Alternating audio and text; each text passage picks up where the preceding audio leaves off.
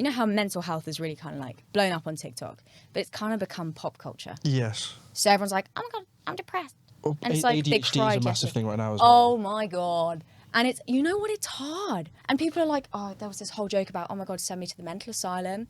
I've been to one. It's not fun. No. Okay? Let me tell you.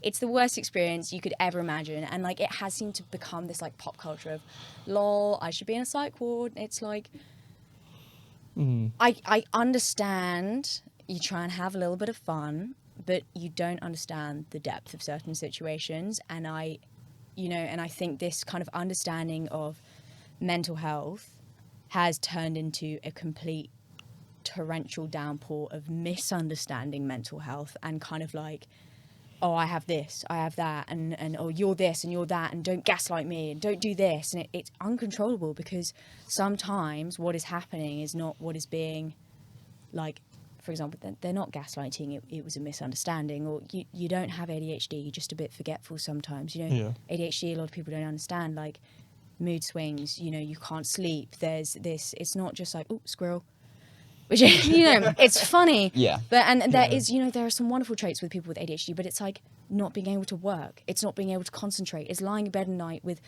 thoughts and thoughts and thoughts running through your head and going, why the fuck can't I just close my eyes and pass out? You know, it's like feeling like you're missing out. It's poor emotional connections because you get this, there's this like, this is kind of like, you can't regulate your emotions, or you feel there's this what's the word? It's like, there's a phrase for it in ADHD, and it's basically you kind of like hypersensitive to rejection because of the kind of like emotional spikes from that lack of dopamine. And there are so many things that come with ADHD that make it unlivable sometimes. Like it's a fucking roller coaster, and there's you know it's just mental. Yeah. And people just go, oh, I'm a bit forgetful, lol, ADHD, or like, oh, you're a bit excitable, lol, ADHD. And it's hard, you know? It's like, oh, I've got OCD because one time I put my cup in wrong and I didn't like it. It's like, OCD is intrusive thoughts, and it is like, you cannot escape your own head. Yeah. It's, you know, not being able to function because you're so trapped in this, you know, what your brain is telling you to do, and these intrusive thoughts that you can't escape. And I think TikTok has become a really, really dangerous place for that.